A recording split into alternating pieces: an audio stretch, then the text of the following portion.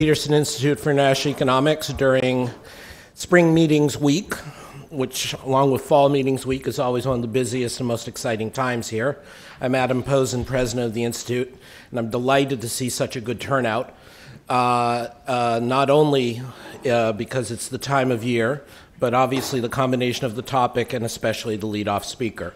We're very grateful to have Martin Wolf back with us, the world's leading economics commentator, longtime friend of the Institute and of me as well, the one person who we all read, and someone who has not been shy about putting out his opinions about the perfidy of the Eurozone, which despite his comments still is with us. So we're going to have a little discussion today. Is the Eurozone crisis fixed? I'm not going to bother to give you Martin's voluminous, irrepressible, impressive biography because you're all fans, that's why you're here. But to make things interesting, we're also going to have discussions from my colleague Jacob von Kierkegaard, senior fellow here at the Institute, who, as you know, most of you have been reading, has probably gotten more things right in terms of understanding the Germano-psyche of European economic policy, and actually has convinced himself that it's a good thing, for some contrast. And then we will also have Simeon Jankov, who's now a visiting fellow at the Institute. Simeon, as you know, was until recently the finance minister of Bulgaria, gave the distinguished second Sunrise Foundation lecture here at the Institute, and his calls for continued responsible austerity shortly resulted in him and his government leaving, a man of principle. And I will actually indulge myself the one time this week. I will be appearing as, other than a moderator, I will give some wrap-up comments to perhaps, since my views are somewhere in between Jacob's and Martin's. But first, with great pleasure, I call upon Martin Wolf to the stage. Thank you.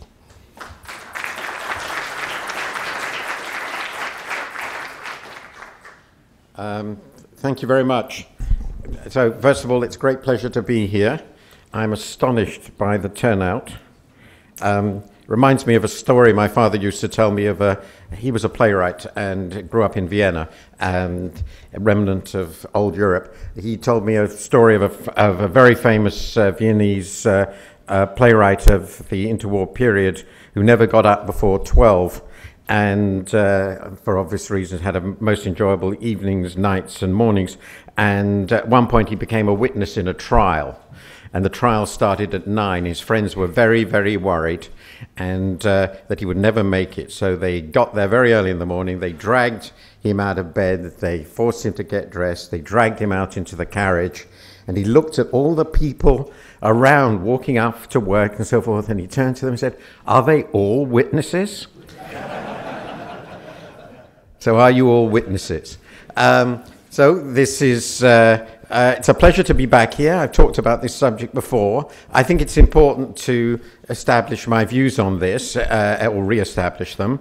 I have thought for 25 years that the current sea union was a very bad idea. So it's not a great secret.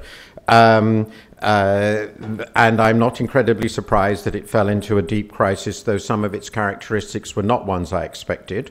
But, and I think there have been moments when I thought it was quite likely not to survive. I never thought it was certain that it wouldn't survive. But I'm actually of the view that, personal view, and I have been careful in writing about this, that breaking it up is such a horrendous and horrifying business that they are doomed to make it succeed. And the most important column I wrote on that was one about, well, not a column, it was a big page on Grexit. I think it was May 2012, which went through what it would mean for Greece alone to leave, let alone more significant countries. And I do have the view that they are doomed to make it succeed. And that may be the most confident, the only good reason for believing it will. Because they have created this marriage with nothing but horrifyingly painful divorces. But that itself, of course, creates problems. First of all, you can live in chronic crisis conditions.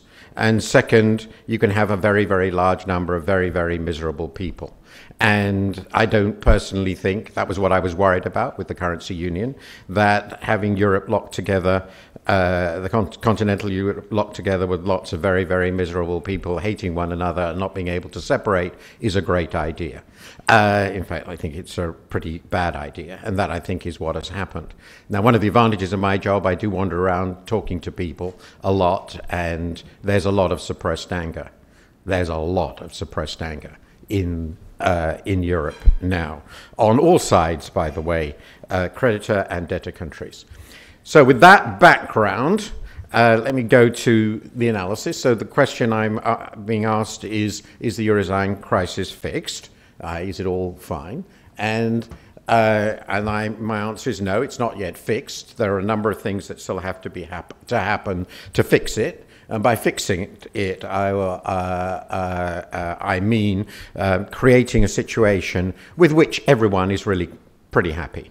The way I think of this is it's fixed when, if you went to the countries now and you asked them quietly, would you still join if you knew what you now know, given where you now are? And the answer is yes, then it's fixed. Okay, then it's fixed. And if the answer is no, it isn't fixed. People are stuck in a place they really don't want to be. But it's clearly an abatement, and the reasons for abatement are very important and remarkable, and they follow in large part, though not entirely, some developments which have been, I think, quite remarkable. Then I'm going to talk about why there are risks of reignition of crisis and what some of the dangers are. And then I'm going to conclude with what I think is the probability is that they're all going to remain tied together and very unhappy for the indefinite future. So first on the abatement theme, there is two things are happening, which are obviously very important. First, and the most important, I think, is a real fall in the most important symptoms of financial stress. And something that looks a bit like a recovery, or at least that is what the forecasts are showing. I should say, obviously, I haven't been able to update this presentation, which I did a little while ago, for the very latest WEO. So this I'm looking here at what's happened to sovereign bonds, which seems to me a pretty good simple internal stress indicator in the Eurozone. And here I'm looking at the three small countries that are actually in programs, Greece, Ireland and Portugal.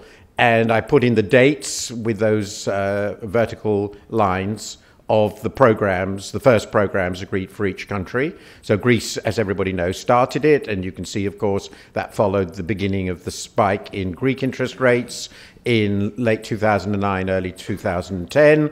This was then followed by Ireland when it started to rise, and then Portugal. We got peaks of stress in 2012. The Greek interest rate fell very sharply after the debt restructuring. But since then, we have seen steady falls in yields to levels which are still quite challenging, given the growth performance and potential, or at least the growth performance potentials are more complicated in these three cases.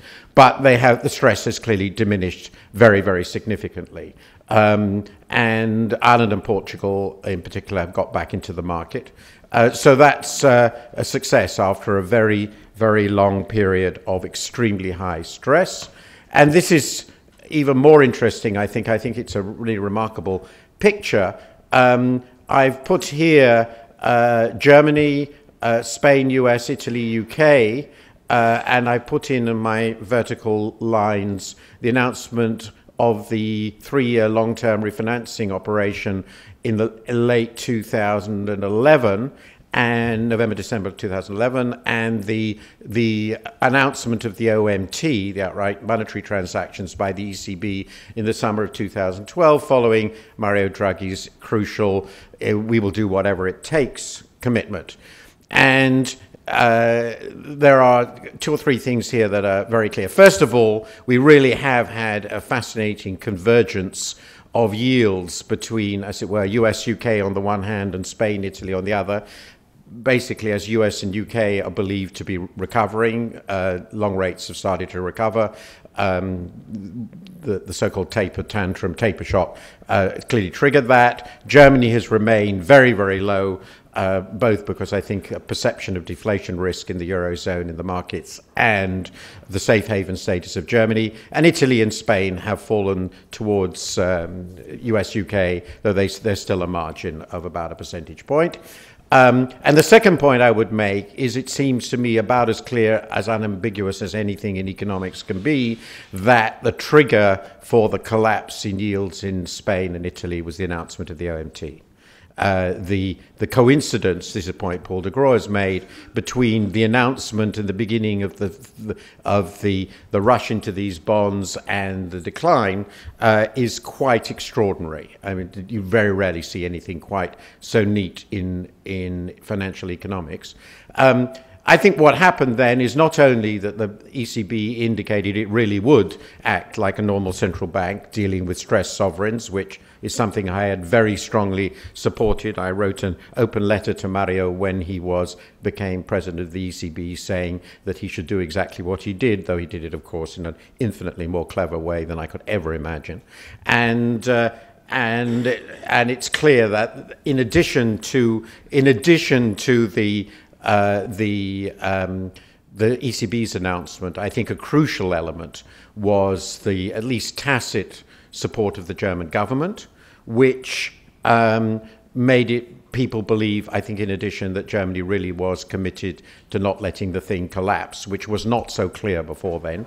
And the result was this very rapid reduction in yield. So this has been a tremendous success. I think it's even more remarkable because I remain convinced that it will be almost impossible to make the OMT work. So the ability of a program which, of the signal of a program that might be impossible to work to turn around expectations, put people on a virtuous path is remarkable.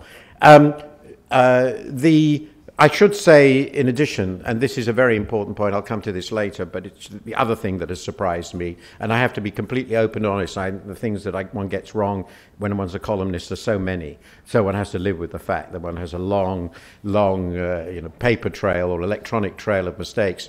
Particularly Spain, I think it's less true of Italy, the willingness to take the medicine has been extraordinary. And I think that also shifted expectations.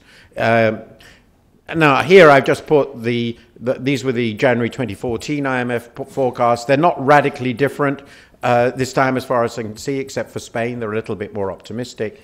But it's clear that as part of the global recovery, which the IMF was already talking about 6 months ago or so, and is reconfirmed in their latest forecast, they now expect a pretty weak recovery, but still a recovery in the Eurozone with positive growth for the first time for many years. And clearly that also puts the thing in a much healthier condition. People begin to feel just a little bit of optimism about where they are. So the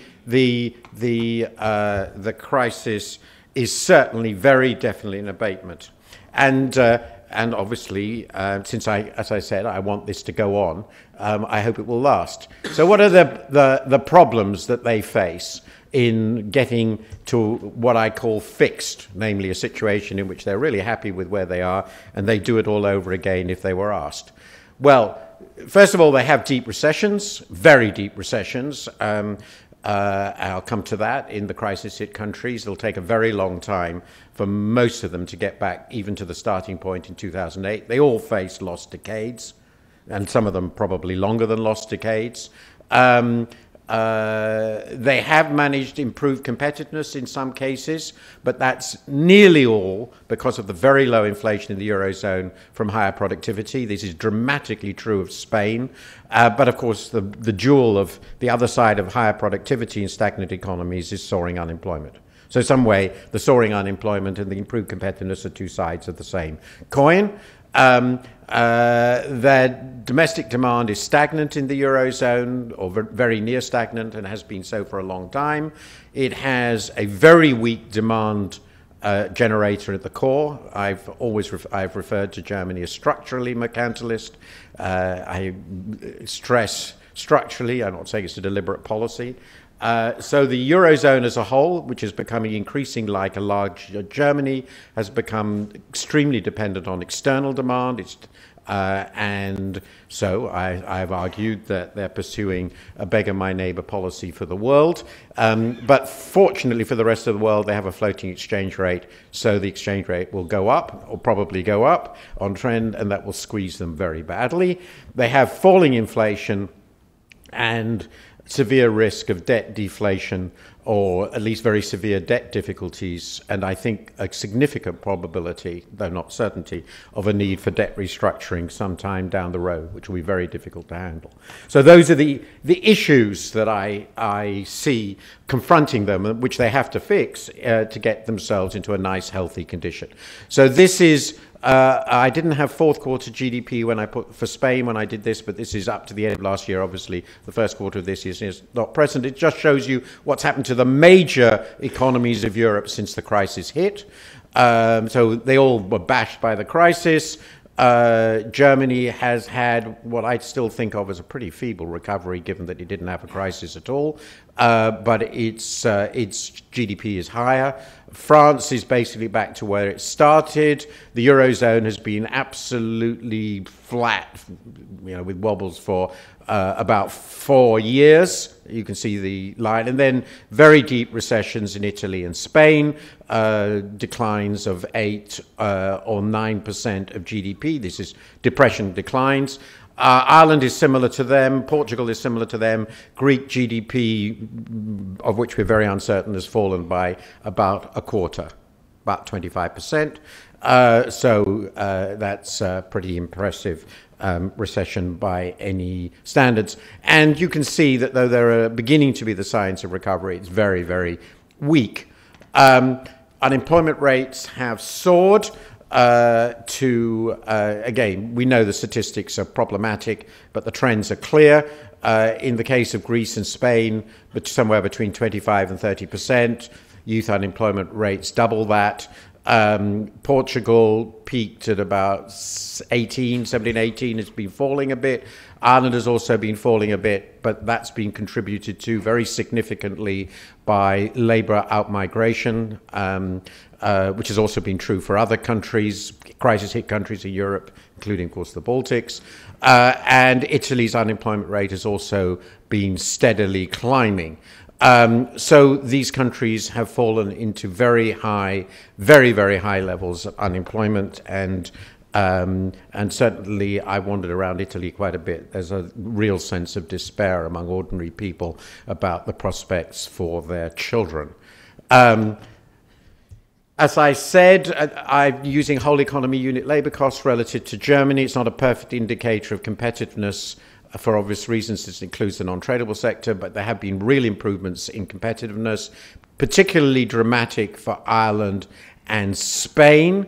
Italy, unfortunately, not. So Italy is a big question mark for the future in terms of its competitiveness, which has not improved at all on this or really any other measure. And that's very important because it's clearly the most important crisis-hit country in scale and significance. Portugal has also had some improvement. I haven't got the figures here, but in the case of Spain, the improvements in productivity are overwhelmingly the dominant determinant of this. I haven't looked so closely at Ireland. Output per hour in Spain over the last 5 years has risen by about 10 or 11%. And, of course, that's the other side of this massive unemployment problem they have and will continue to have, certainly for many, many years. Real domestic demand, as I said, has been essentially stagnant to falling. Very disturbingly, it's been stagnant in Germany from 2011. Obviously, the core countries, the same is true in the Netherlands, by the way, and other creditor countries, One looks in these situations for the core country to generate demand, but that's not been happening. It's a big contrast with the US, or more recently even with the UK. So I've got the US real domestic demand and Germany together. It started off quite well, but it basically flattened out in 2011. In the Eurozone level, real domestic demand, as you can see in the black line, has been tumbling progressively until a very recent pickup over 3 years. And it is now running 5% below its level before the crisis. So real domestic demand is well below levels. Even nominal demand, which I haven't got here, is only slightly above where it started. So this has been adjustment within stagnation, which is an incredibly difficult problem for the adjusting nations. As I said, this is turning the Eurozone into a big Germany. This looks at what the current account balances in the Eurozone look like in the run-up to the crisis and what they look now. The Eurozone's current account balance is shown in a blue line. This is based on the IMF's data, of course, from the last WEO. I haven't looked at the most recent one, but I can't imagine it's fundamentally different.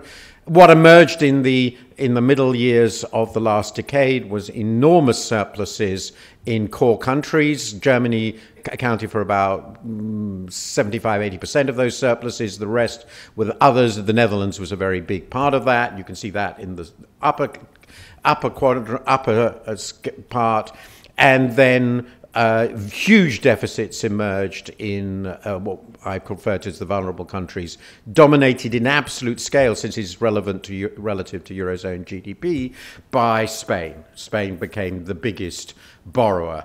In fact, I think Spain was running the biggest deficits in the world quite consistently immediately after the US. And I've argued, I don't have the time to go through this, these things are linked. The monetary policy that the ECB needed to stabilize demand and prices in the Eurozone as a whole worked through Spain. And I use that feelingly because one of the reasons I became convinced that the UK could not afford to be in the Eurozone, for many other reasons too, but was my conviction that monetary policy of the ECB would work through the UK, and we would be like that. Anyway, the crisis hit. There have been dramatic declines in demand and some improvements in competitiveness, I've shown, and the current account deficits of the deficit countries have disappeared. And in fact, according to IMF forecasts, by 2018, there will not be a single country in the Eurozone. Actually, I think there's one. I can't remember what it is.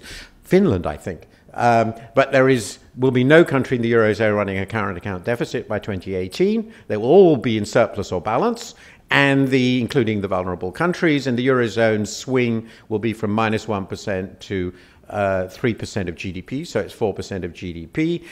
It's a massive swing for the second largest economy in the world, and of course it has a counterbalance in the rest of the world, mostly interestingly in the emerging countries.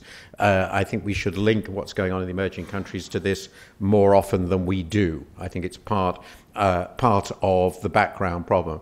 Now, being the good Keynesian I am, so let's get this all out. Of course, I think of that as a pure balance, a pure beggar my neighbor solution to an internal demand problem, and that's exactly what it's doing. It is, I think, incredible and unbelievably, in some sense, admirable that that Germany and the other creditor nations have managed to swing their surpluses so successfully into the rest of the world. So that's the external adjustment side, the demand side, the unemployment and growth side. And now we get to the thing the IMF is mostly concerned about at the moment, which is the inflation story. So what I've got here is core inflation. It goes up to last month. I don't have the latest month. It hasn't changed, in fact, slightly worse. There are 2 points to make about this. Well, first, everybody has had a big problem in generating inflation. As being somebody who started being an economist in the 60s, I still find it very difficult to make that sentence without laughing. I mean, the idea that we would find it difficult to create inflation has really never crossed my mind. So nobody has managed 2% on core. But this is obviously less energy and food. The Eurozone has been down here before, but it's now been steadily drifting down to about 1%. And there must be a real chance it will continue on down. And it is now converging on Japan, another statement that I find almost impossible to believe I'm making. And this creates a number of very large problems. The first problem is that it means that to the extent that adjustment is going to occur through prices, and clearly these are consumer prices, so they're not the same thing as external prices. But to the extent that adjustment is going to occur through prices, it means that the countries that are adjusting need very low inflation, or if not deflation. So here I put Germany, France, Italy, Spain, and the Eurozone as a whole. So you can see Germany's inflation is also very low. French inflation is very low. Italy is around there. Italy is not gaining at all in relative prices, at least on this measure, as Spain is being driven towards deflation. It's very, very low inflation. And this, of course, means that the erosion of the real value of debt through prices is basically eliminated.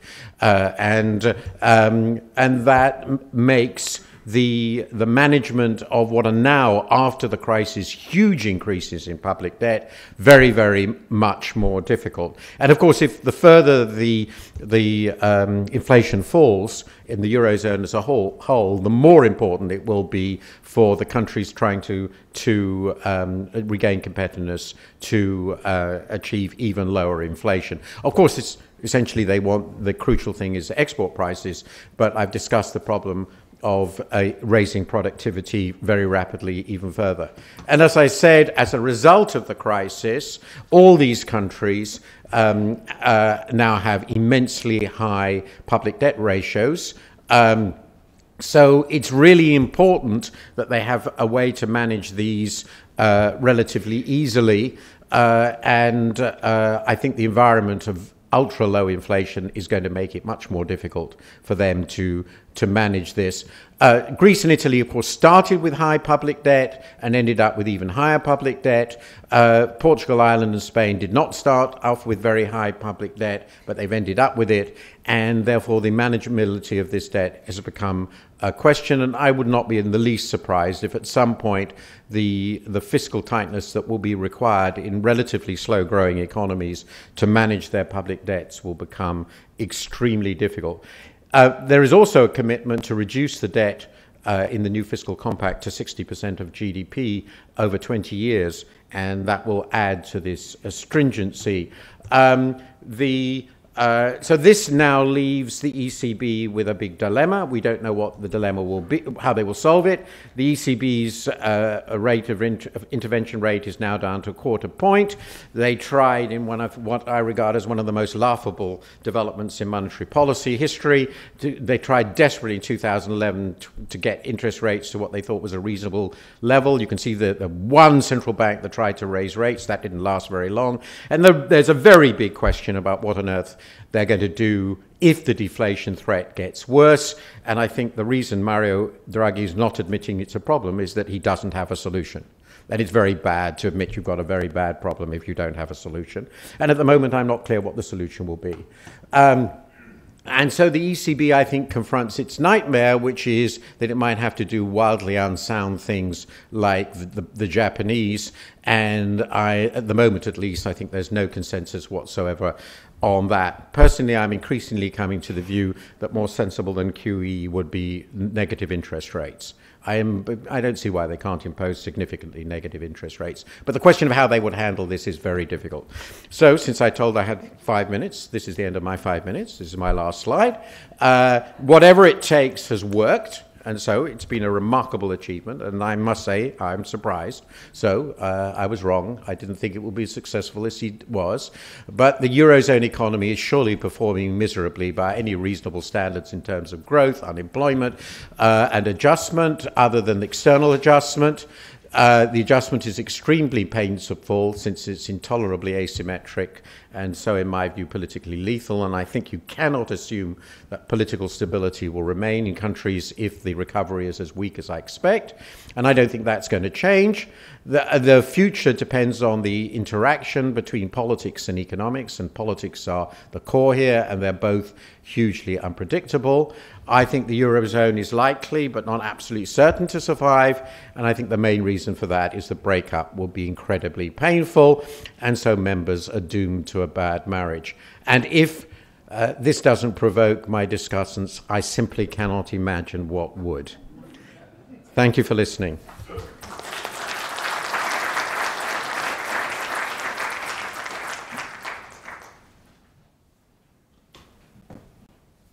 Well, thank you very much, Martin. I shall be regard myself as duly provoked. It is, of course, a great pleasure to take up the baton after what is, in my opinion, certainly one of the most constructively critical observers of the euro crisis. It's no doubt that I have a fundamentally different view about what has happened and what was likely to happen. But when we take stock about what has happened in the euro area and what, most importantly, is likely to happen in the future, I think it's always worth asking the question, what didn't happen? Now, Martin was right. He never went out on quite a big a limb as other high and mighty people in finance did when they boldly predicted that there was a 90% chance that Greece would leave by the end of 2012. Which, of course, they then had to retract. And this being someone as high and mighty as a former member of the MPC, no less, of course. But ingrained in this, of course, is still the final sentence of this retraction is, of course, basically a statement that says, well, we might have been wrong about the imminent collapse of the euro, but in the long run, we are almost certain to be right. Now, I, of course, take that as an intellectual cop-out, because you can ask yourself, which country in the world is now sustainable on current policies? I would argue that you will struggle to find an advanced economy like that. And there was a little hint of that at the end of Martin's talk. But as Martin pointed out, we didn't have any exits, and I fully agree with Martin that the main reason for that is simply that this would be very, very costly to do, which also highlights the fact that there was a lot of confusion about, in the economics community certainly, about what an exit would mean. There seemed to be some who thought it was just sort of a currency peg that you could leave for 1 week and then come back. Of course, the euro is something very fundamentally different. But Martin is certainly right about this.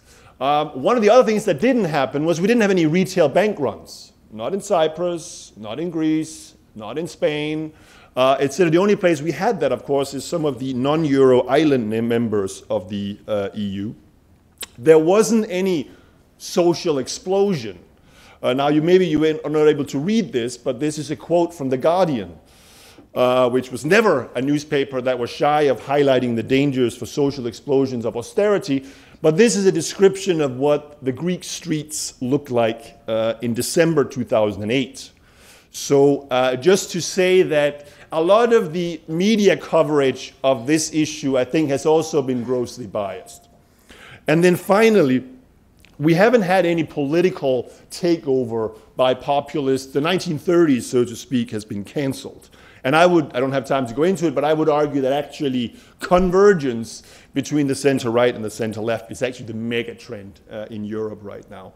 But coming back to Martin's miserable marriage analogy, I think it is important to recognize that, yes, social circumstances in Europe are dire right now. But if you look at any basic metric, whether it's life expectancy, infant mortality, healthy life expectancy, etc., it's actually higher in Greece today than it is in the United States. So the social outcomes we probably should be a little bit careful with. And under this unrelenting rise in unemployment, certainly that's the case. But actually another interesting element in this is that labor force participation in the euro area is actually up since the beginning of the crisis. And I would also argue that rather than focus too much on the right now, the unemployment rates in Europe, it's probably worth thinking about what the real tragedy in the euro area was. And I would argue that the real tragedy in Italy right now is not that it has 12% unemployment or so, but that it had a female labor force participation before the crisis of less than 50. And the real tragedy in Greece right now is not that the needs ratio is 20%, but that it was 16% before the crisis. So that means, that, again, that I think, it's perhaps less surprising to me that the politics proved a lot more solid than was predicted by many. So then the question is, what actually has happened during the euro crisis? Well, quite a lot, actually. But the question you have to ask yourself is, was it the right things, by and large, that the euro area political leaders did? We can always quip about the nitty-gritty, but was it really the big thing? Did they get the big things right? And there I thought it would be useful to take a look at what probably one of the most important presentations on this subject here at this institute, namely what the one Martin gave when he was here in 2012. And one of the last slides that Martin had there was what needs to be done in the longer run to keep the euro area together. And keep in mind, this was in May 2012, right at the peak of the crisis. Well, the first of all is, and I think, again, it speaks to Martin's credit, he says that in the long run, the Eurozone needs a minimum federal union. In other words, there's really no need to become the United States of Europe for this to survive, which I think is a recognition that many have not made, but Martin has to his credit. There's no need for permanent cross-border fiscal transfers. All right, we cancel Eurobonds. I think that's probably also correct. Then there is a Euroization of the banking system. Well, yeah, that's kind of what the banking union is about, by and large. Then we need an adequate safety net for countries in trouble that is much bigger than the ESM, and a mechanism for interest rate constraint for countries that are adjusting. Well, we saw the results that Martin just showed. That is, in fact, I would argue, the OMT program. And then down at the bottom, you see that a Euroization of the banking system would be possible without a budget backstop, meaning Eurobonds, if banks could be resolved without a budget outlay, budgetary support. Well, that's actually what the Bank Recovery and Recapitalization Directive, or bail-ins, are all about. So we've actually gone quite a long way of getting a lot of these things right. Then, of course, there is the issue Martin also called at the time for scrapping the fiscal compact in its present form. Well, that hasn't quite happened yet, but I would say that if you look at developments in France right now, I think Manuel Valls is your big hope there, Martin. And then, of course, a more supportive central bank. Well, Martin already talked about that. We've got forward guidance from a bank that never pre-committed beforehand, negative deposit rates potentially, even the Bundesbank seems to be on board with that. We've got certainly lots of oral interventions, and potentially a central bank that even says we are 100% unanimously committed to maybe doing QE. So by and large, I would argue that it's not actually, by this metric or these requirements, such a big surprise that the euro area has done better than market consensus certainly made at the time. And in that sense, Martin was right in May 2010. And this is then the final slide where you can see where he ended up of this, coming out at a 50-50. So I would ask that, given that they have given you more or less what you wanted, surely you must admit that it's closer to 100% today. And then finally, just a comment on the issue that your definition of having it to be fixed, the euro area be fixed, meaning would they do it again knowing where they are today? Well, that's, of course, I think, an unfair comparison, because you can't make that. It should really be about would they do it again given where they would have been today without the euro. No one knows what a European Union with 28 variable flexible exchange rate currencies would have looked like, given the global credit crisis. There would have been, of course, it wouldn't have been exacerbated by the internal imbalances in the euro area, but there was a lot of stuff going on globally that probably would have been somewhat disruptive in that world as well, and that's the real counterfactual we need to debate. So staying with the metaphor, again, I think there's no doubt that right now, for many, the euro area is a pretty miserable marriage because they didn't actually prepare very well to get into this marriage. But again, the true counterfactual, I would argue there, is not, when you think about whether you stay in a bad marriage or not, is not whether you go off and sort of be lured by the siren song of flexible exchange rate, which would be the equivalent of you divorce and then you get married to Brad Pitt or someone like that. But the alternative might actually be you get divorced and you end up being sad and lonely on your own, which may be quite a lot worse than actually being in a miserable marriage. Thank you very much.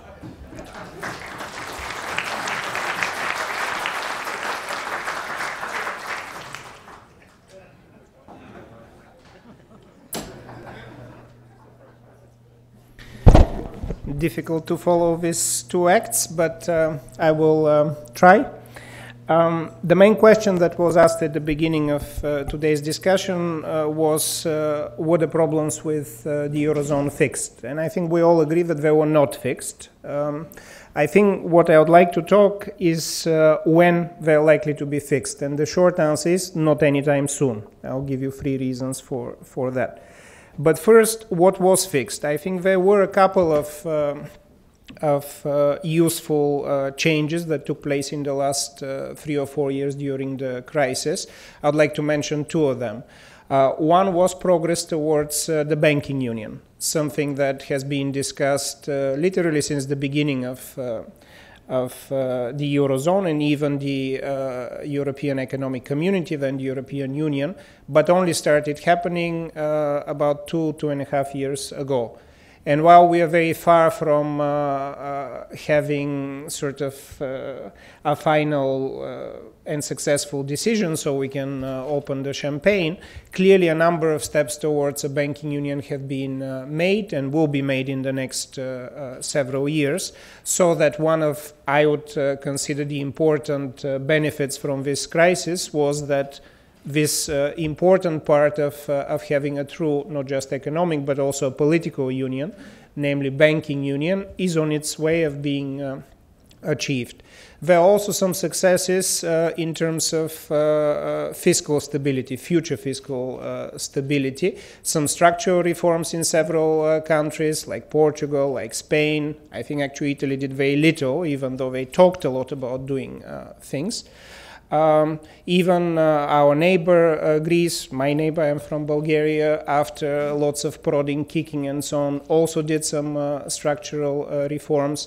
Many of these countries also changed their constitutions to put strict fiscal rules, budgetary rules, which they should have actually followed once they entered the Eurozone, because these rules are nothing more than the Maastricht criteria, but nevertheless having them in the constitutions ensures that not just Brussels, which is fairly weak at pushing for compliance, but also their national parliaments will be watchful, and more importantly, political opponents in their countries will be watchful if these budget rules are not fulfilled. So I think also on the fiscal side, there were some country-specific important decisions and progress that were made.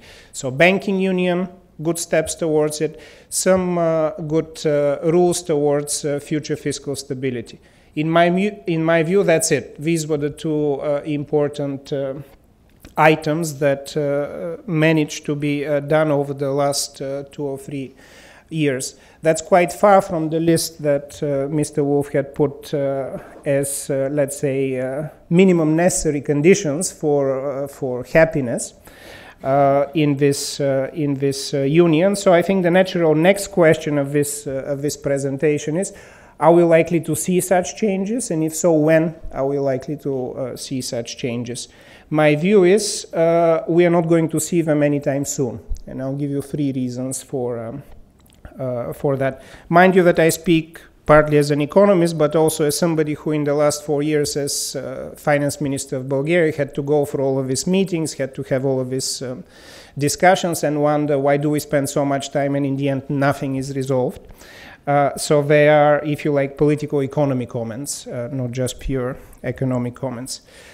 First comment is that there are forthcoming elections for the European Parliament at the end of May, and then new commission coming sometime in October. So between now and then, nothing is going to happen in Brussels.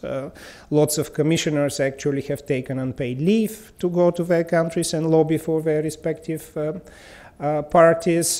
Then there will be a lot of commotion as to who are going to be the next commissioners. So I can assure you nothing is going to happen in the next 6 months in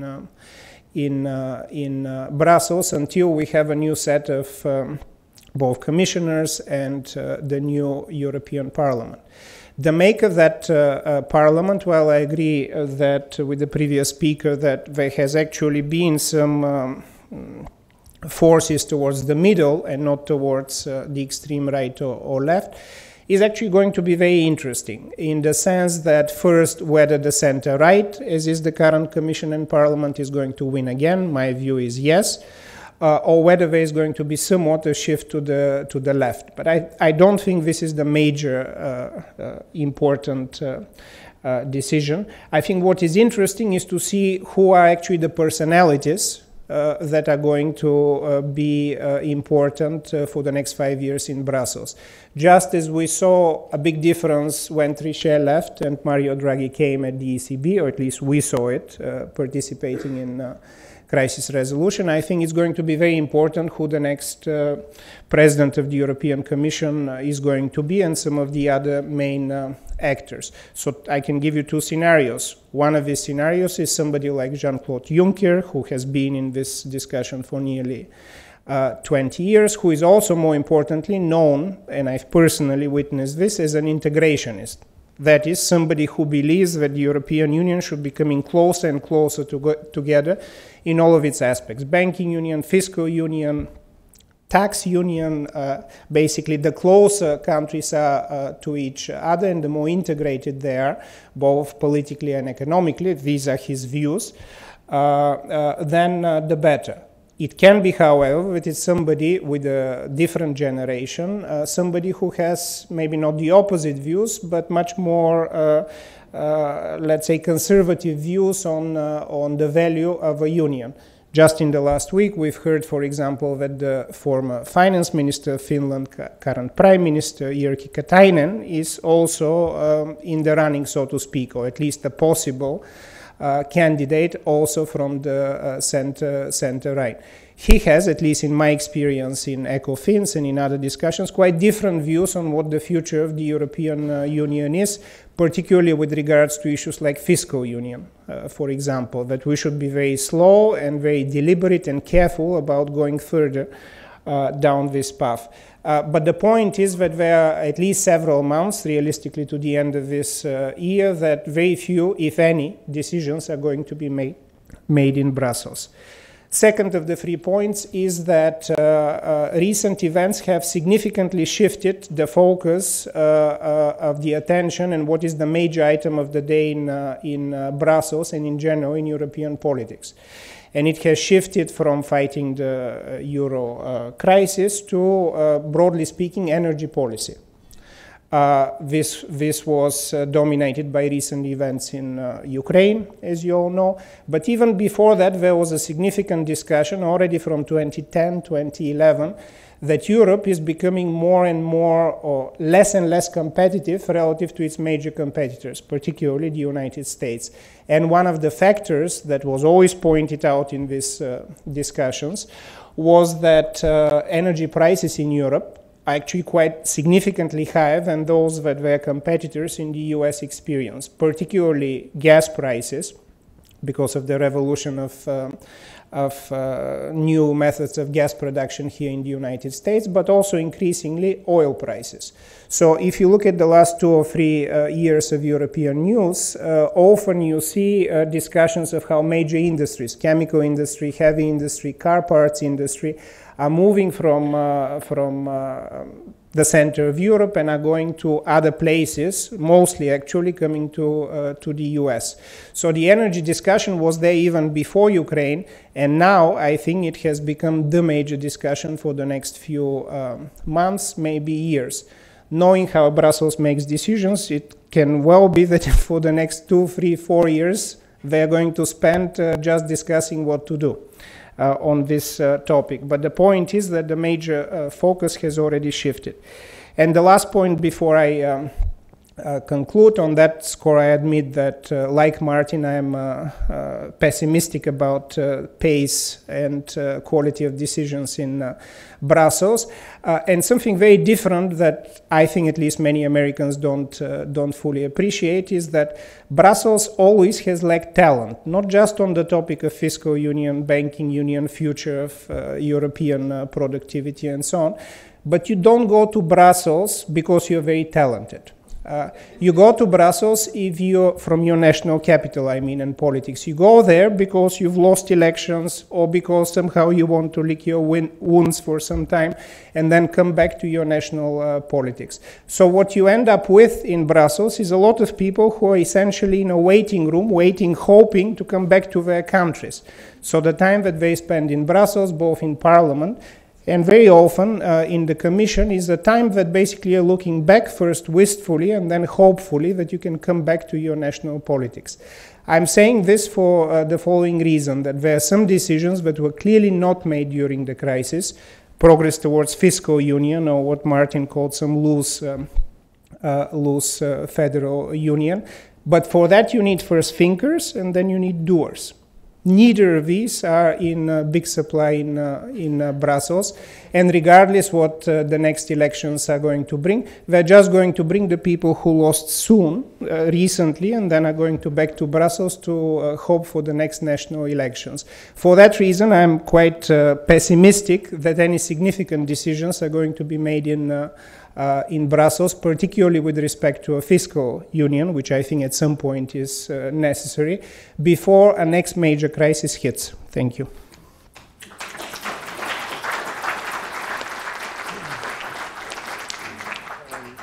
I delegate to Jacob to tell me if I get to 10 minutes. I won't, but if I do, cut me off. I think this has been a very rich discussion, but I have to do one plug as part of my job. We are going to be releasing in June 2 serious studies of the Euro crisis, one by Simeon Jankov, his insider's account, but very substantive analytically insider's account, as you might guess, of what happened and how sitting there in the ECOFIN, in the Council, coming from Bulgaria, how things transpired. It's going to be a very important book. And at roughly the same time, probably on the same day, we're going to release Bill Klein's study of the euro area debt crisis. Some of you have seen his recent working papers, or not so recent. He has a creative, independent method, very sound for reassessing debt sustainability, and it has some very provocative results about what is possible and not in Europe.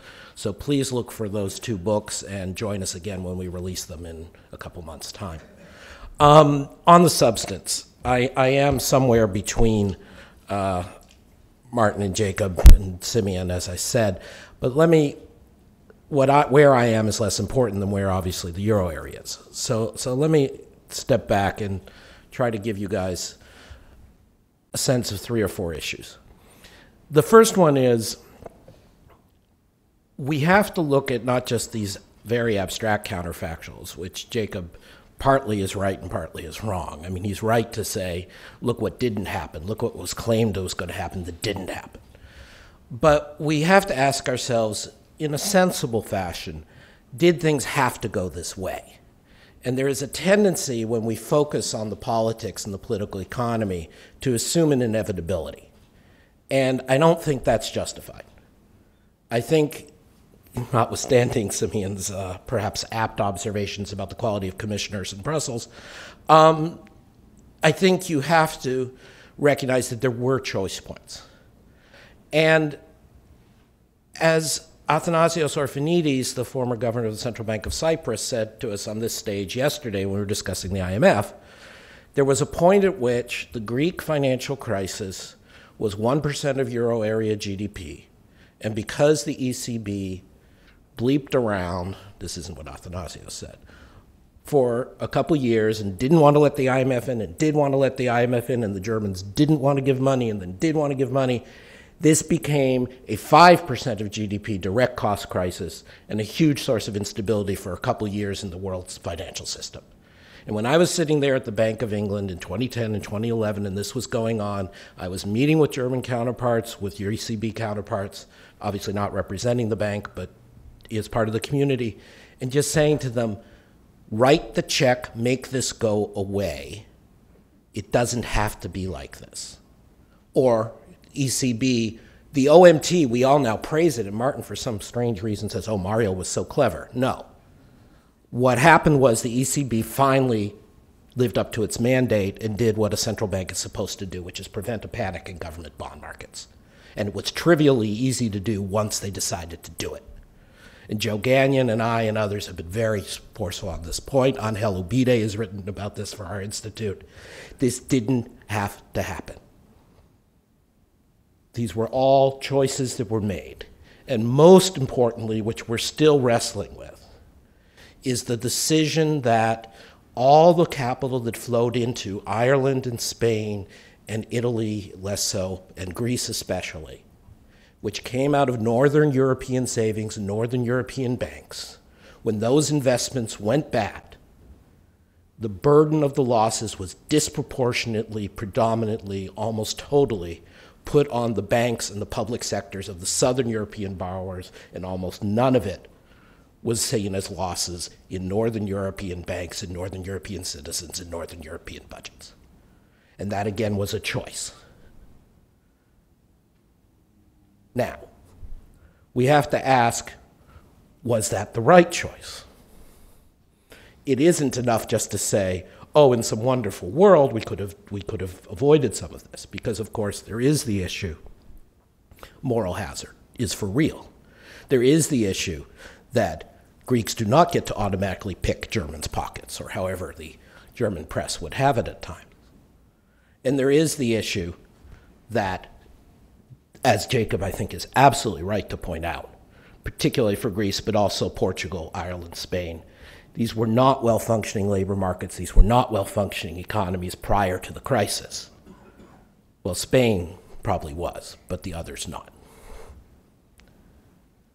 So then comes the question of this great game, which is what has actually been played, which is if the ECB, if the European Council, if the big northern countries say, we are sick of you being this way, we're going to withhold crisis relief, we're going to withhold debt restructuring until you do the things we want, is that worth it? That's an interesting question. And I think the answer is no. Now, there are very credible people. In addition to Jacob, our colleague Anders Aslan's been very articulate on this point. And there are a number, I think that's part of the reason the Peterson Institute has been such a center of Europe discussion in the US, because we've had people responsibly taking points in the position from true knowledge. And there are European officials of great heft who are arguing that this was the only way, that if, as Jacob says, youth unemployment, female labor force participation were so abysmal prior to the crisis, and these countries never reformed in the good years, this was the only way to get them to reform. The reason I say it's not worth it, in my opinion, is threefold. First, the benefits of reform are likely to be much smaller in terms of benefits for these people in these countries than anyone expects. What they're talking about as reforms in terms of actual delivered income growth to the people of these countries are not have a good historical record of being transformative. You look at the cross-sectional differences in growth rates in Europe. You look at Germany post-labor market reform. Yes, it's on a more sustainable path. Yes, it's an improvement, but it is not a huge surge in productivity growth and investment in long-term prospects. And that leads to the second point. You have to weigh this against the enormous upfront costs we're talking. And again, the upfront costs are not that Greece, Spain, Ireland's party ended and they had to have a recession. The upfront costs are that we had no restructuring of debt, all the losses imposed on Southern Europe, and no OMT, so that we had 2.5 years of particularly bad recession and costs on top of what, in a sense, could have been deserved and expected. Now, again, this is subject to debate. People have to research, people have to make their assessment. But that is a very high bar to clear, especially if my first point, that the ultimate long-term growth benefits of these, as opposed to the debt payment benefits of these reforms, is limited. But the third and final point is the question of, realistically, can Greece become Denmark? I've been on this wicket for about, God, I'm getting old, 16 years. Back in 1998, when the euro was about to be adopted, I gave a lecture in Frankfurt that started by popularity there that is unending, called Why EMU is Irrelevant for the German Economy. And at the time I said, you can do monetary union, it will not induce any structural reforms. It will not turn Italy into Sweden. At the time I said Sweden, not Denmark, sorry. And this is what you ultimately have to grapple with. My friends Martin and Jacob used the marriage analogy. I think you need to take that analogy one step more seriously.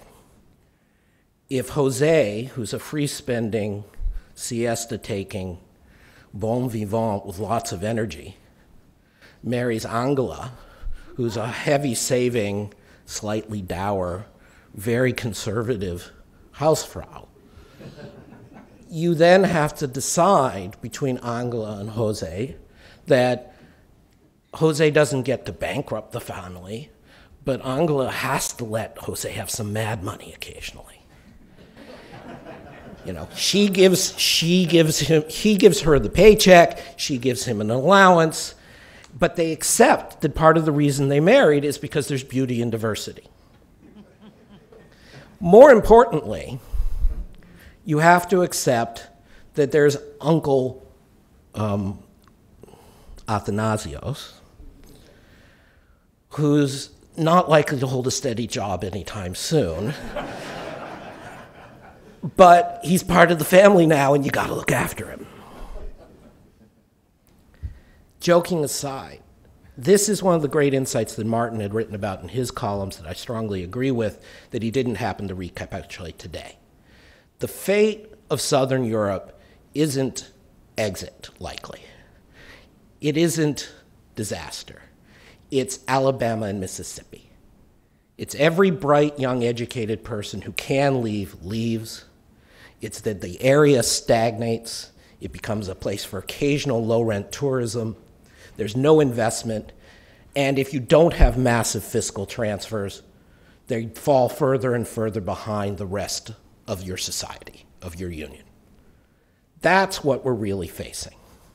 And I give enormous credit to Jacob, to Fred Bergston, to Anders Aslan, to my colleagues, who in the face of a lot of market skepticism said, we're going to ride it out, Europe, bet on the euro's going to make it. They were right. But we don't want to reason backwards just because that was the outcome, that had to be the outcome or it should have been the outcome. That's where I think we need to go. Because in the end, yes, as Jacob said, we're not yet seeing the riots in the streets. We're not yet seeing the right-wing politics. And if you think about it, that's exactly what post-war Europe was meant to prevent, and so it worked. You've got welfare states, you've got party systems that exclude small fragmented parties, you have a belief against war and against violence. Europe, in that sense, works, which is great. But remember, even when there was no welfare state and no European ideal, it took 7 years of misery for Hitler to come to power. And so the fact that you go for a few years in this situation without fractionalization, without terrible things happening, is a good outcome, but is neither a predictive for the future, nor is it a sufficiently good outcome that you should be satisfied with it, for what it's worth. Thank you very much. I'd now like to call my colleagues, Martin, Jacob, Simeon, to take the seats up here. I'll go to the other end, and then we'll open it up. We have such a great audience for question and comment.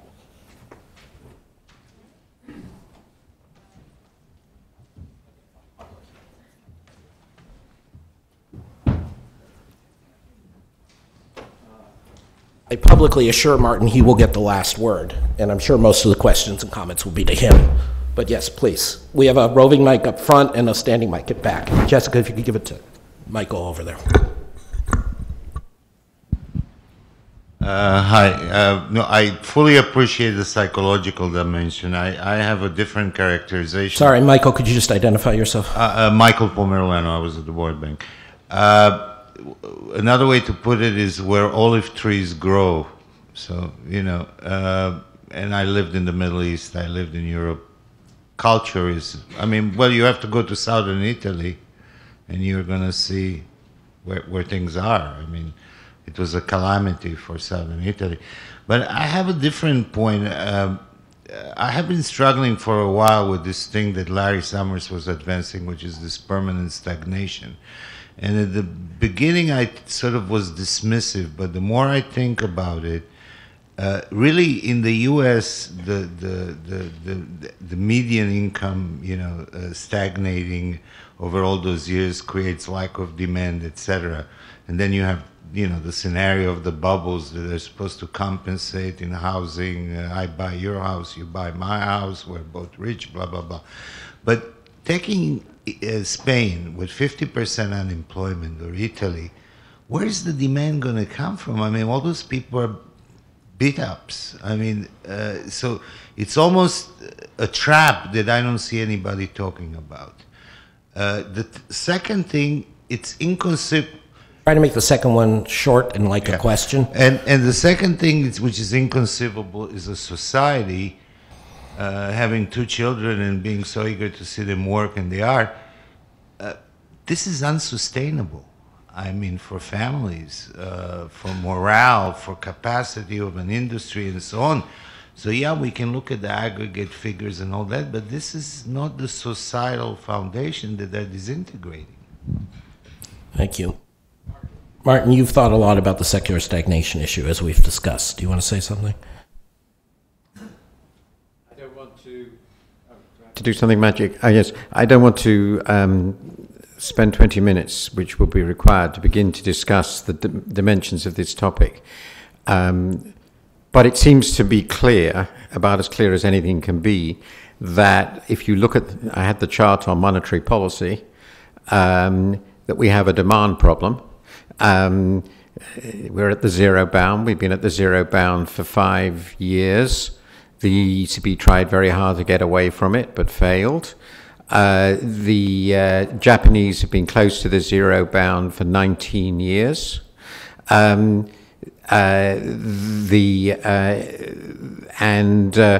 It seems to me, if you look at Europe particularly, it's pretty clear that this is not just, as some people in the Eurozone seem to pretend, this is not structural unemployment. The structural unemployment rate of Spain is not 28%. There is an enormous demand problem.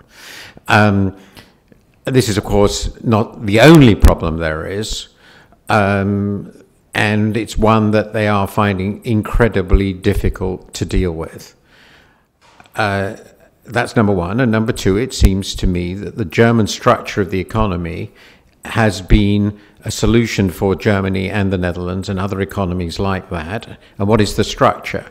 I have another chart which I eliminated from this presentation. Lots of charts eliminated, which shows that over the last 15 years, the basic structure of the German economy from the demand-supply point of view is that the private sector is, as you'd expect, running an enormous financial surplus. That is, its savings are about 7 or 8% of GDP greater than its investment, the private sector's investment in Germany.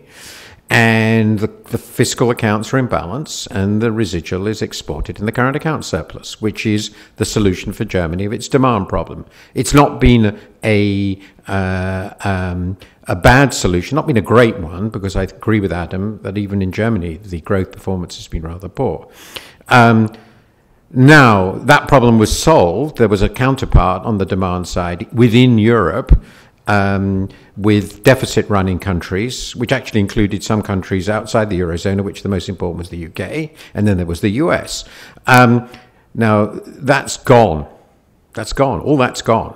and then the demand problem has emerged in a very big way. Now, that's not a problem for a small country can pursue the Germany's policy quite easily, and Germany is so incredibly good at transferring resources into the external account. It's the best I've ever seen in a big country. They can do it too to some degree, but it's not a generalizable proposition. So I think the question of how the Eurozone generates demand internally to absorb potential supply, which I think is clearly growing faster than it has been, and I agree completely with what Adam said, that nothing I said implied that I thought the response was optimal. I just thought the response had been just enough. As Jacob pointed out, it fitted just about what I thought. But I do think there's a fundamental question, which is if you look at the next 10, 15 years, and you assume the Eurozone cannot really generate adequate growth out of net exports alone, and I think it can't, clearly it's too big for that, where the internal demand is going to come from after the crisis is not at all obvious. And I mean, essentially, they need somebody else to run some crazy credit boom, and they really don't want that to happen. And it's not at all obvious who could do it now. Spain's surely out of this game, and the last thing Italy needs with all its other problems is that, and it's very, very unlikely. So I think there is a very, very real risk, and that was the point I wanted to make with all that discussion of demand, that over the next N years, the Eurozone will grow. It will grow very slowly. It will be demand constrained, and the unemployment rates will remain very, very high, and people are going to be very, very unhappy. What the consequences of that, as I said, politics are way above my pay grade, but it's not what I think of as a desirable solution for Europe. The final point is, the reason it's not a desirable solution, and I think this is very clear, is we clearly have got ourselves into, particularly in Europe, but I think to a small degree in the US too, a very real problem in understanding why it is that our economies are performing in the way they are. And it's clearly we have got in, as I said in my joke, we seem to be in a world where it's really hard to generate inflation. That's a very strange world. Next question or comment? Yeah, over there, if you could, microphone to Frank. Again, people towards the back, feel free to stand at the standing mic and I'll recognize you. Thank you. Frank Rubinski from Aegon Asset Management. Financial market participants are very sensitive naturally to the question of a Eurozone QE. And I was just hoping that the panel could share their thoughts on, do we ultimately see one? And secondly, in kind of what form? For instance, Martin, you had talked about the negative rates as one possibility. Thank you. Sure. Well, I'm very skeptical that QE has understood a large, balance sheet expansion by the ECB through purchases of government bonds. I just don't think it'll happen. I think that the ECB in the last press conference engaged in something quite clever, which was that because of Easter, etc., they knew the inflation was going to be, headline was 0.5, which was probably going to be the trough. So it's going to probably bounce back, 0.7, 0.8, whatever, next time in April. This is the time when you commit unanimously to maybe do something, because the improvements of the numbers are going to then let you off the hook. But I continue to believe that partly for political reasons, the ECB doesn't see its role necessarily as just sticking, to its mandate, because it's clearly not focusing all its energy on just delivering inflation at close to but below 2%. The ECB has always viewed itself as a proto-euro area economic government. And that includes using its independence to basically, as Martin also said, bully European governments into doing structural reforms, fiscal austerity, etc. So when you look at what is going on in France right now with the new government, etc., what's going to happen to the fiscal compact, these are not political circumstances that I think the ECB are going to be very open-ended with its monetary policy support. So I'm very skeptical that QE will materialize in the absence of a further significant external economic shock. Can I just Yeah, say of course. And I was just going to ask Simeon. Okay. Oh, sorry. No, no, go ahead. No, I'm happy to. First of all, I agree with Jacob. I think it's unlikely. Second, I agree with his political economy in two dimensions. First, the ECB does think it should be running fiscal policy as well as everything else. And I also think they would find agreeing on a way of doing QE which will be politically workable and economically workable extremely difficult. Two comments on that. There's so much to be said, but I think it will be very difficult to do substantial QE, and to make any difference, it would have to be very substantial, using, as they've been discussing recently, some way of securitizing bank assets. One could just about imagine it clearly couldn't be done until the asset quality review is over, so we're not talking about anything before the end of the year anyway, but it would be very difficult. So they'd have to buy government debt. Now, if you start thinking about the magnitudes, to make a real difference, they would have to buy several trillions, I think. And they would presumably buy them pro rata to the shares of the countries in GDP. So let us suppose they did 3 trillion. They would be buying about 600 billion euros of Italian debt, something like that, roughly, and about 300 billion of Spanish debt. This would not go down well politically. That's a quarter of Italian debt.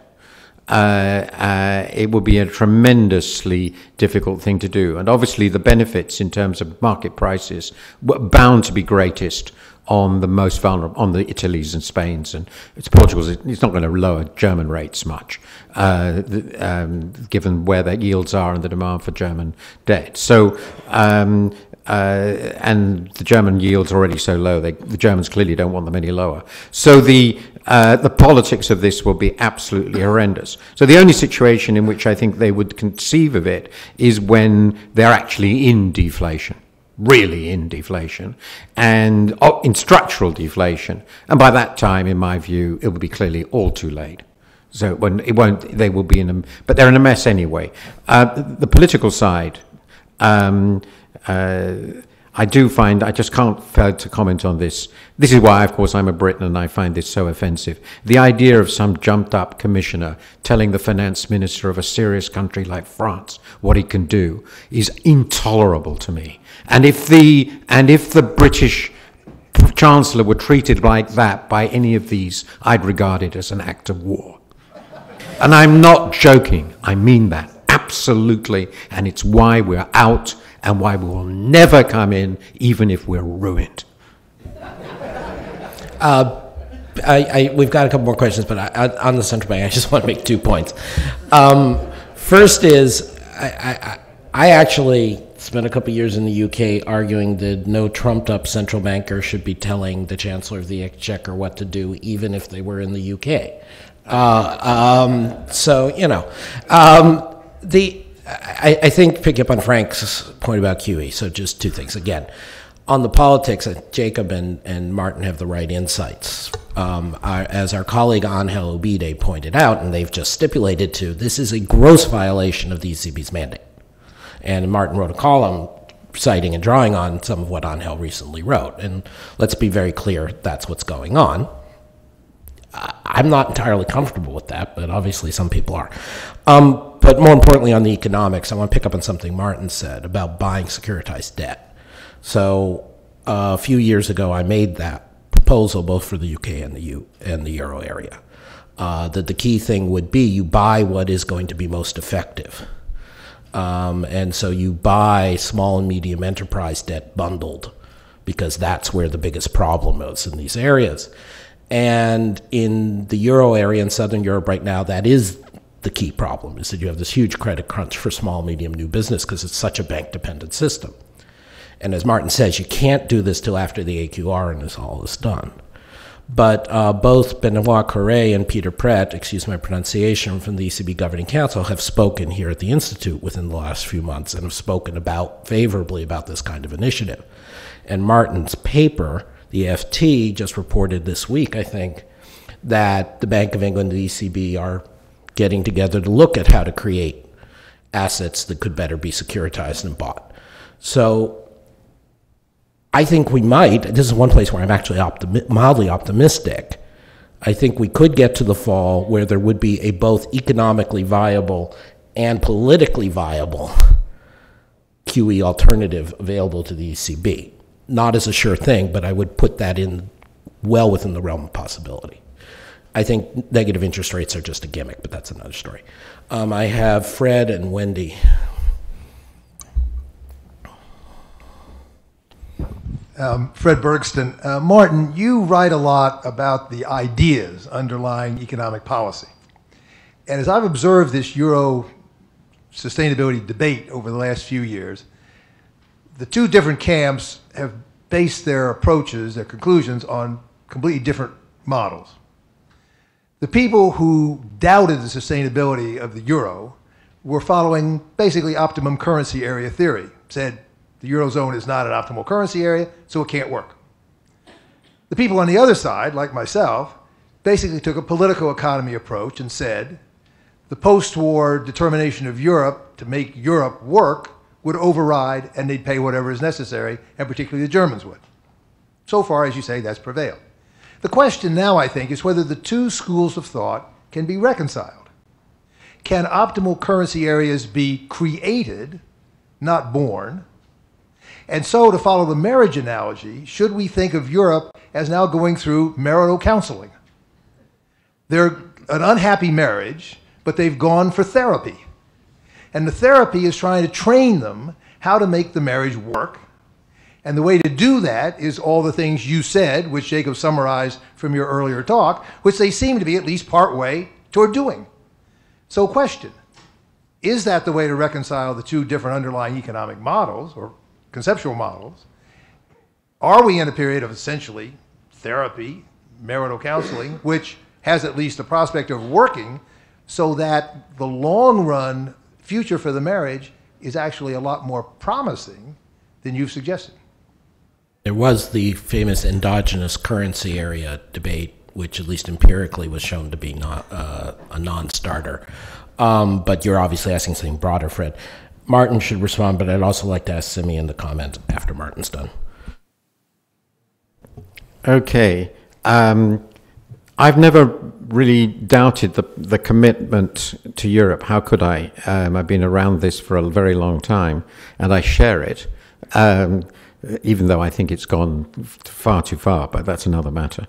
And indeed, I think it's pretty clear to me, if there hadn't been that commitment, the euro would not have been created and it probably wouldn't have survived. So we agree on that. And when I said it was 50-50, it wasn't 100% against because of that commitment. And that's what's come through. And I think I'm very grateful to Jacob for having reminded you of what it's embarrassing to sort of say, well, that's what I said. And that they have done an extraordinary amount of the things that I thought they wouldn't do. So that's, I think, important. The list was basically right, and they largely followed it, which is rather surprising. But Fred then raises the second question. There is a commitment. They have shown the commitment. They did 2 years too late, as Adam pointed out, and I agree completely. So as I was writing at the time, they've made the right monetary policy commitments to manage the situation. Can they now, with the machinery they're now creating, create not an optimal currency area? Clearly it isn't that. An optimal currency area will be Germany, the Netherlands, and Austria. Okay, there's no doubt about that. That's completely optimal. They don't need a currency union. In fact, they had one work quite well without it. You can have Belgium and Luxembourg along for the ride, and Denmark, of course, which is actually in the currency union without being in it, and doesn't need to because it's so optimal. So the question is, can they make the rest of it work? Adam, I think, got this absolutely right. It is possible. It is possible. And some of what they've done will help. Some of the one they've done will help. But at this stage, we cannot be sure whether the outcome will not be the creation of what I call a mezzogiorno that covers the whole of Southern Europe. I think more likely is that the devastated parts of southern Europe will grow bigger, but won't swallow up all. So there will be bits of Spain and bits of Italy that will do well, but they will be smaller than they were before the crisis. So northern Italy will just end up as Veneto and the Lombardy, and everything else will be in the most miserable state because the fiscal crisis will be permanent and the transfers internally will dwindle further. So I think there is a real danger the result will not be a move towards an optimal currency area in your sense of prosperity, but the Mississippiization of southern Europe. And by the way, one of my most enjoyable moments in the entire debate on Europe, I'm sorry to put this story, but it's so wonderful. 2 years ago, I was at a seminar in Munich, and I was asked by one of the participants, obviously a very distinguished German businessman, who said, when we joined the currency union, we were told that they would all become like us. And I said, in that case, you should study the economic history of Mississippi. Simeon, as a non-Mississippian, but one who has to join, what do you think? I was going to say that actually, in addition to the 2 points that I made earlier about the benefits of this crisis, there was a further benefit overlooked often, which was that before this crisis, the split within the European Union was east-west. So basically the eastern countries were the newcomers, they had all the issues, and the west was sort of slightly, maybe not sneering, but at least looking down upon them. That has changed, so now it's the southern part of Europe versus the rest, and somehow the East Europeans, most of them because of austerity measures, because of being close to Germany on a number of both historical and recent reasons, have become, if you like, part of the North. That's going forward quite important because, as you know, one country, one in the European Union and actually the Eurozone, there are a lot of East European countries, 10, 11 now with Croatia. So on many of the issues where previously Germany, the Netherlands, Finland would have had a minority, and I've seen this in ECOFIN, suddenly with all the, or nearly all the East Europeans, they're in a comfortable two-thirds majority. Which the reason that I say that is the following, that for me, for the therapy to work, we need progress towards maybe common fiscal policy, not immediately, but over time, and some discussion over common, some loose, but much stronger than now, union that we have. For that, I have no doubt it will take some years, but you need the right number of votes. And now I would argue you have the votes. Previously you didn't. So if you split Germany, France, and then who is behind Germany, who is behind France in the past, it was equal, if not weighing towards a non-German, let's say, solution. Now the Germans are quite comfortable in the majority, which in my mind, notwithstanding all the issues and picks that we've had on Germany, I think is the right agenda going forward towards a more integrated, more united Europe. So in that regard, given lots of years, I'm optimistic that we are going to reach a lot more of what your view has been, that the political economy argument will prevail even over hardcore economists. Thank you so much. I'm afraid I'm going to have to close it there. Obviously, this wouldn't have been possible to get this crowd and this lively a discussion without the world's leading economic journalist, commentator, Martin Wolf. Thank you so much, Martin, for coming back. We look forward to having you again. Thanks especially as well to Jacob and Simeon, who showed their engagement and knowledge and made this such an interesting discussion. Again, preview, look for Bill Klein's European Debt and Simeon Jankov's Insider Account of the Euro Crisis books coming out in June. And for those of you who understand what's much more important than your day job, at noon today we will be having the Global Economic Prospects semi-annual meeting here at the Institute. David Stockton on the U.S. economy, Nick Lardy on credit risks in China. And interestingly, after this morning's discussion, Angel Obide and Nicholas Veron on banking union and some market risks that are out there. So hope to see you perhaps today, but certainly again soon. Thank you very much.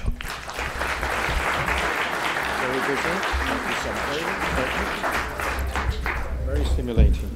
These guys are good. Good to meet you.